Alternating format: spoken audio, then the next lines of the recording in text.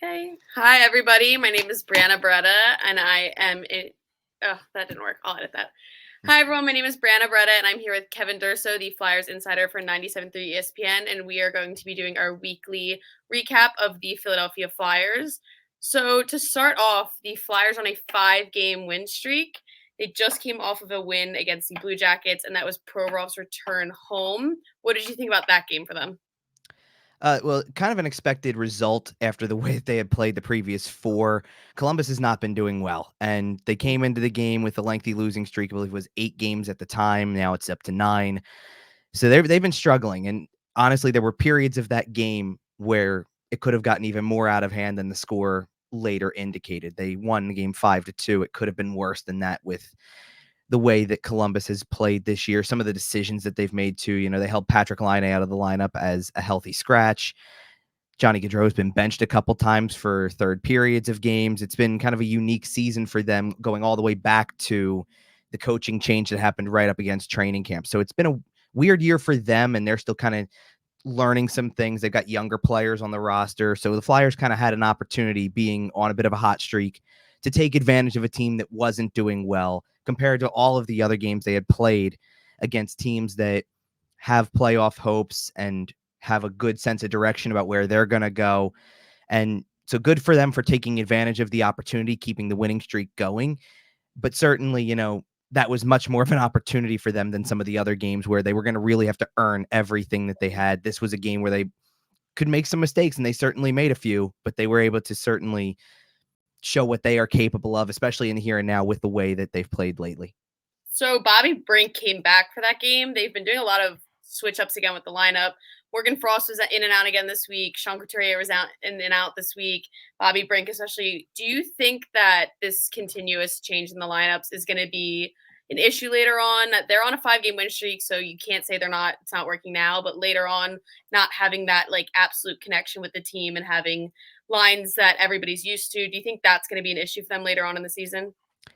I think it's on a player-by-player basis. I think it depends on who the player is. Sean Couturier exiting the lineup with the injury for a couple of games, that's not that big of a deal. He comes out, he comes back in, usually looks like he hasn't missed a beat, or at least looks close to his usual self. So him, I'm not worried about. I do worry about it for a younger player. I really worry about it for Morgan Frost because they're not doing Morgan Frost any favors, whether he's got a long-term future here or not. They're not doing him any favors by not playing him, not letting him showcase what he has or possible abilities that he has that could be good for another team. Even like you're hurting his trade value if that's your long-term intention. You're hurting his trade value by not playing him either. So that doesn't help. In the case of Bobby Brink, you gotta kind of weigh those situations. This is what John Tortorella's talked a lot about, is kind of balancing out when a player's fighting it a little bit, maybe not contributing offensively like they want to, maybe not doing some of the little things defensively like they want to, and giving the player a bit of a break. In Brink's case in particular, as a college player, as a player who didn't get to play a lot last season because of an injury, that also could be management. That could be some minutes management and just trying to make sure he doesn't play too much to re-aggravate the injury. He had a little bit of an incident in Sunday's game where after taking a shot, he got tripped up, went into the boards awkwardly, and immediately you think about the hip injury he had last year. They kept him out for half the year. So things like that. I think for him, you're trying to balance that out. It's tough to say, though, too, because you got other players in the lineup who are still new to this as well. I know Noah Cates played all 82 last year, but he's been fighting it offensively. They actually moved him down in the lineup to kind of let him focus on the defensive side, take some attention away from the offensive side, but he hasn't been close offensively to what he was last year. And we're in a season where the goal was for him to build on it. And same thing with a player like Tyson Forrester, who, over the course of the last week or so, he finally got on the board, finally got a goal, and that's great. But he still hasn't produced offensively the way that I think the team would hope, but they come back to he's doing all the little things right. So that's what kind of keeps him in the lineup. So it's about finding that balancing act for guys who haven't played a whole lot of NHL games and making sure that they do what they have to stay in the lineup, but also maybe get the rest that they need if they're new to the minutes or new to the length of the schedule, or just fighting it in terms of their abilities, fighting it and getting frustrated with the results personally as opposed to just the team results. So it's interesting to see how you balance that out, especially when the team is winning, because usually when the team's winning, you don't want to make those decisions. You just want to stick to the status quo here and kind of move forward as things have been. But sometimes that's not the right decision for an individual who's fighting it. So those are balancing acts that kind of go on between each individual player and not necessarily with the entire team in mind. So I was at the Vegas game on Saturday. That, I think, in my opinion, was the first time I have been incredibly impressed with the Flyers puck possession in the offensive zone. I think they've struggled a lot this season with keeping the possession in the zone, and that was the first game that they kind of like stuck out to me, that it looked like they were clicking. But it also felt like by the end of the game, which showed how they went into overtime, they kind of lose it halfway through the game. Do you think that that again is like a kind of a conditioning thing, or that's just there's not that full connect yet with the team? It's kind of stylistically, to be honest, because they've looked, I agree with you with some of the possession. I mean, they've been good with possession, not great. And part of that is because I think there's a lot of situations where when they are kind of dealing with the pressure from the opposition, they look for a good outlet pass and they look for transition rushes a lot. That they've scored a lot in transition this season. If they're going to score, especially when they've scored in bunches sometimes. I think kind of back to close to the beginning of the month, the Buffalo games, things in that time frame, they were scoring a lot of goals in that style. Now they're scoring a few more goals by outworking teams, by doing things in that way. I saw it a lot over the weekend in particular. And doesn't mean that they're not still scoring off the rush, but that's an element of the game that does need to kind of all around improve, because it starts to turn a few of these games into, even though they're wins, it turns them into wins that were kind of like the start of last season, Mm. where they had a good record, but we were kind of all along sitting there going, this is going to fall off at some point because it's not sustainable. You can't sustain this level of success or winning or anything like that if you're not completely, not I would say completely dominating the possession game, but if you're not winning most of the possession game and doing things to maintain possession in the offensive zone, disrupt play in the neutral zone, if you're just giving up kind of pressure and waves against you and allowing the opposition to have more possession time in the offensive zone, generate better chances, eventually it's going to hurt you. And for them to kind of weather that storm multiple times against Vegas in particular, I don't really think that Columbus did that as near as much as Vegas did. And that certainly helped them have a couple of back-to-back games here where they maintained the possession battle and won that side of the game. But you're going to have to do that a lot, especially when you play games like they have coming up too. You've got games against a bunch of divisional opponents, and I think that was another example of that was the way that they had played in Carolina too. Carolina threw them a lot of that in pressure and waves, dominating possession at times. Special teams time can come into play there too when you're taking a lot of penalties. That all comes into play. So while I think they made some strides over the weekend in how they did that, that's, it's still not, collectively, it hasn't been good enough this season for them to sustain what they've done from a winning standpoint. So team wise, they're kind of pulling it together. You could say 5-game win streak. Can't pretend that they're not doing good. Coaching wise, I mean, a lot of different things you could think about with a coach. I mean, Edmonton's fired their coach last season. The Canucks fired their coach, brought in Tocchet. They're having a great season. Some people are super skeptical about John Tortorella. Do you think he's doing what we brought him in to do with this organization? For the most part, I understand where some of the skepticism comes from, because you're looking at again, it kind of goes on an individual basis. If you look at his way of kind of handling certain players or his infatuation with other players, that draws some attention because you're in a rebuild and everything should be on the table. Every player should it should be equal opportunity. He called it a land of opportunity in training camp. And it's hard to buy into that completely when you see things like, Bobby Brink sitting out 3 games, or Morgan Frost is sitting out all the games he's sat out so far this year, things of that nature. And it was going the same direction defensively until you had injuries, until, Rasmus Ristolainen wasn't able to play from the start of the year. Mark Stahl gets hurt 4 games into the season. It opened up the door for players like Igor Zamula to play nightly, or for even a player who wasn't even on the radar like Louis Belpedio to come in and get some time to play and be around. That's going to come back up again because Mark Stahl's cleared to play. He's close to returning. So is Ristolainen for that matter. So you're going to have decisions to make again.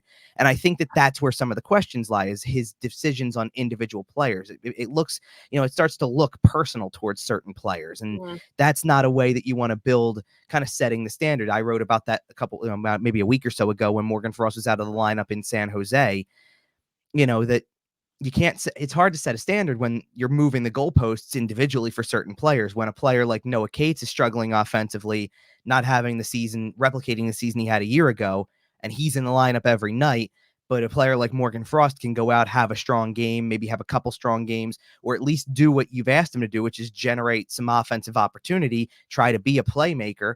And then he comes out of the lineup after one game where it's a little bit questionable. That's kind of the issue that you have with that. In terms of overall, though, setting a standard, trying to get buy-in, trying to get this team to believe in themselves, I think he's doing a lot of the right things because this team does have a belief about them. That certainly happens when you win 5 in a row. And there was a lot of opportunity, that San Jose game, you lose to the worst team in the league, the team that hasn't won a game yet. There's potential for that to go completely the opposite direction and lose the next 5 almost as easily, if not easier, because you start to lose belief in yourself and you start to wonder where this is going and you kind of are down on yourself for a few games. Instead, they've turned it the opposite direction. They've turned it into success. And for them, that's really been a difference maker in where they are. We're coming up on this week in particular. This is a big milestone week in the NHL season. If you're in a playoff spot when Thanksgiving rolls around, that's a big deal. And let's face it, they're pretty much, one result pending this week before you get there. And I kind of lumped the whole weekend into it. So I'll go with the 3 games that they have this week up to Sunday. This is the stepping stone to getting there. This is the way that you can find out whether or not you're going to be in that picture, because it is really tight. I mean, 5 points one direction or the other, and you're 5 points more, you're among the elite teams in the league. 5 points the other way, you might not be in a playoff spot. That's how close it is. So you have to keep that going, but you're almost at that milestone, and you're, by last season, they had gotten off to a decent start record-wise, but it had started to fall off by this point. They were in the middle of what would become a 10-game losing streak at this moment last season. This season, obviously, they've got a winning streak going. So it could go either direction, but they have to maintain that belief within the room. And certainly I think that they're there, because you see the vibes are really good around that locker room right now. And as they should be when you win 5 in a row. So maintaining that is key. Maintaining your level of play that allows the vibes to be good helps as well. So if they can keep guys scoring goals, keep the offense going, they had struggled offensively leading into this 5-game winning streak that they're on, keep it all going, and you can continue to keep those good vibes going because you'll have earned it. And I think that John Tortorella is a big part of that equation, because he's got them believing. He's the first guy who should be able to come up to the podium after all of these games and say, look at what we just did, all you doubters. And instead he's telling you, we're still going to have struggles. We're still going to go through some losing too. So he's not gloating. He's not talking playoffs still, despite what the standings say, despite what the 5-game winning streak would indicate. He's not taking a victory lap right now. And that, I think, is telling for setting a standard and kind of being humble about the process, even though they are currently in a playoff spot. So kind of branching off of the idea of these changing lineups and this new era of Orange that they're having, do you think that there's anything right now that they could be doing lineup-wise, player-wise, trades that we could be looking for? I mean, Morgan Frost, we just signed him to an extension deal, but in reality, with the games he's sitting and the playing time he's getting, that could be a possible trade that we could be benefiting off of. But is there anything else you think that they could be doing with any other players that you think could benefit us, not only this season, but in the long run?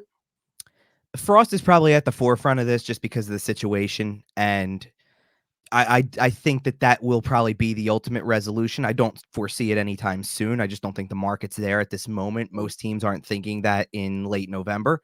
But I do think that as this progresses, especially depending on how many games he ends up kind of in and out of the lineup for, he was out of the lineup last season for a game, but you play 81. It's not as big of a deal. The amount of games he's sitting this year, this is clearly an issue that's going to linger for a chunk of the season. And ultimately, I think it's going to reach a boiling point in terms of where that goes. There's not really anybody else at this given moment. Again, I kind of think that the market doesn't allow for trades at this time. Most teams aren't thinking about it at this time. It's still kind of early. That being said, I do think they have certain, especially guys on 1-year contracts, they have certain decisions that are going to be really interesting.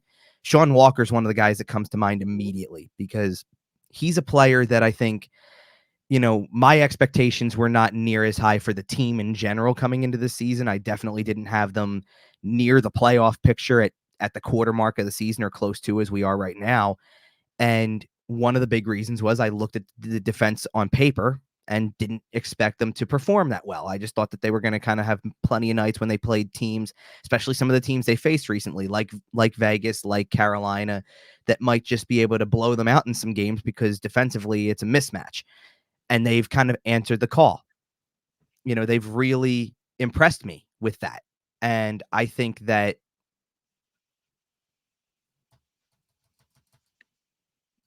they've kind of, as they continue this, as they, in Walker's case in particular, he's been so impressive in terms of what he's been able to offer to this team. And I wasn't expecting it. Nobody really knew what to expect, but he's been as consistent as anybody in this lineup. And I think that is very impressive for him. It creates a decision. I always figured he was the type of guy who was going to just, eventually be on the trading block, be a guy who was on his way out when the deadline hit because it was going to be a contract that should be easy to move. Turns out you may have a big decision to make with him because of the fact that he has played so consistently that you may wonder if he, on a shorter term deal, if he's willing to take it, is he a guy who factors in for the next 2 or 3 years, which does become more of your long term? I don't think you were thinking about much of anything beyond 1 year leading in. Mm-hmm. So he's one of those guys for sure. I think you can kind of lump Ryan Poehling into it lately because he's had a really strong kind of showing once given more of an offensive role. I don't know if that's going to stick for the long term, but he could be that perfect fourth line center that they need also. So he's a guy you got to think about as well. And I think that, more Poehling, less Walker in this situation. But one thing that John Tortorella has really liked about Poehling in particular is that he bet on himself with a 1-year contract that doesn't make a ton of money because he kind of was looking for a home, looking for a way to establish his future. Now that could go either way. He could sit there and use this 1 year in Philadelphia to springboard into something bigger with a team that's more actively in contention right now. Or this could be, at his age, because he's 24, going to be 25 by the time the season's over. Maybe he's part of this picture too, because he is in that age group where you start to think you can come out of this on the other side and still have a role on this team beyond a rebuild, things like that. So those are two guys that I certainly look at because of the contract structure that you can think of for trades, but that you also have interesting decisions to make because they've played well so far, and you have to acknowledge that. They've had 2 days off. They'll be coming back to play tonight against the Islanders. What is your outlook on this game tonight? This is an interesting one to me because, I always know the Islanders to be kind of a tough team to play against. They play a very defensive structure. They, I go back as, kind of go back in my mind as far as the playoff series that these two teams had in 2020 and kind of think about the style they were playing then. Now, obviously, a lot of things have changed with the New York Islanders since then as well. It's a different coach behind the bench. It's not Barry Trotz anymore. It's now Lane Lambert. And you've got, certainly that defensive mindset is still in play. But they've been a team that's kind of struggled to put it together this season. That's another team that, to this point, kind of like Columbus, once you got through the gauntlet of the 4 teams that had already beaten the Flyers this season and they won all 4 of those games, you were looking at Columbus as a winnable game. You've got 2 games this week against the Islanders, including this Wednesday night game. And the Islanders are right in that same window. That is a winnable game for the Flyers if they continue to maintain what they've done. And if the Islanders don't find a way to respond to it, they've got good players, obviously. They've got, Matthew Barzal's a guy who kind of comes to the forefront there. Bo Horvat's had a good start to the season. Defensively, Noah Dobson's kind of been a little bit like Travis Sanheim, where he's one of the best offensive players the team has. But that hasn't equated to a lot of wins for the Islanders as it has for the Flyers lately. The Flyers with their 10-7-1 record, it took them a long time to get 10 wins last season. The Islanders are still sitting on 6 wins in 17 games. A lot of games that are close. They've lost 5 beyond overtime, or beyond regulation, I should say. And that still equates to hockey 500, if you will, over the course of these 17 games. But they've struggled, and they've had some questions that they've got to answer over the next several weeks if they're going to be a team that certainly everybody pretty much within this division is hanging around the playoff picture, but they're not a guarantee to get in with the way that they've played, kind of the struggles they've had, the up and down of not winning a lot of games. 6 games out of 17 is not a good winning percentage. So that's something to kind of factor in. They've got great goaltending. They've got Ilya Sorokin, who I think is one of the best in the league right now, and they've gotten decent goaltending from Semyon Varlamov, but over the years. But I think that's even part of the equation that hasn't been as advertised. Their goaltenders have numbers that don't reflect their usual play. So I think that all of these things, that's a team that kind of right now is reeling a little bit, that you have to jump on if you're going to continue what you've done. And I think that that's just like the Columbus game. There's an opportunity that's waiting there for the Flyers, kind of compared to all those other games. When you're playing Vegas, I think, certainly from a player standpoint, you want to expect to win every game you play. But that was going to be a hard fought game. And that's why I think it was so entertaining, was because once you realize you're involved in the game against a team like that, defending Stanley Cup champions, a team that when you faced them the first time was undefeated, you want to win that game once you realize you're in it and you've gotten that far. These are games that I think you want to attack from the very beginning. We saw that with Columbus a little bit, that they got out in front pretty early in that game. They were playing with more of an energy early. Similarly with the Islanders, I think you want to attack this game early, especially on the road, and see if that can turn into another one of these games where you have the better of the play from, in the first 10 minutes, especially. But, and I think also knowing that this team is on your schedule just a handful of days down the road also, that creates kind of a miniature playoff series vibe. I know there's another game in between, obviously, but that creates this vibe of you're going to see them right away again. And I think that can also add to some potential animosity between the two teams, can create some physicality. And I think that's always a good thing as well, when you're kind of trying to, especially with with a complete day off on Thursday for the holiday, and having a team like the Rangers coming in. Don't overlook a team that hasn't played as well as the Rangers have. Play this team the same way you played Columbus, and you should be able to come out on top, but nothing's given in this league, obviously. I weirdly enough had a man with his son in front of me at the Flyers game that on Saturday that was not amused. It was his son's first game, and he was not amused that he was watching the Stanley Cup champions. Did not have the same amusement that I apparently did, that I was the first time seeing the Knights this season. And when I told it to him, I was like, yeah, it's pretty cool. Son's first game with the Knights. And he was like, yeah. And I was like, I thought it was pretty cool. He did not think it was as cool as me. I mean, every hockey fan's a little different, I suppose. I always think I try to pull something from every game that's especially the way that I put, for the game previews that I put out too. I try to pull something from the opposition from every game that can be interesting to somebody. It may be the defending Stanley Cup champions. I didn't really write about this much in the preview when Columbus was in town, but when you get a young player like Adam Fantilli coming in, there's a reason to get excited for stuff like that too. And that maybe that caters more to the diehard than it does the casual fan or whatever. So, to each their own. You're facing, let's put it this way, from the Flyers' perspective in that game, when you're facing the defending Stanley Cup champions, you're using it as a test to see where you are, and they passed that test. So good for them for doing it, for staying within the game, especially when, they led at a couple different points within the game and Vegas tied the game up. So good for them for staying with it and creating what I think is yet another. I feel like I've said this about a few games recently, especially, that they play a lot of entertaining games. This is not the team last year that kind of was lifeless through certain games of the season, that you never know which team you were, and you still don't to an extent. You still don't know which team you're getting, because let's face it, this is a team that lost to the San Jose Sharks and looked pretty listless in that particular game.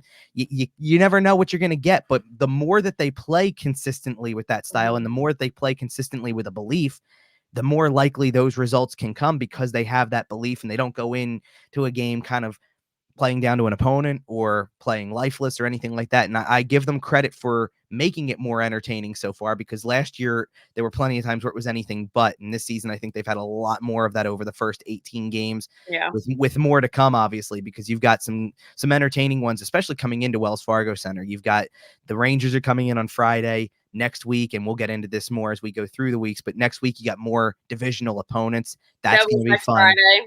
Yeah. Yep. And it's, and you're going to have things like that. And Pittsburgh's right around the corner too. So, always entertaining games, or should be entertaining games. And you hope that continues as this team builds some, continues to build character with these wins.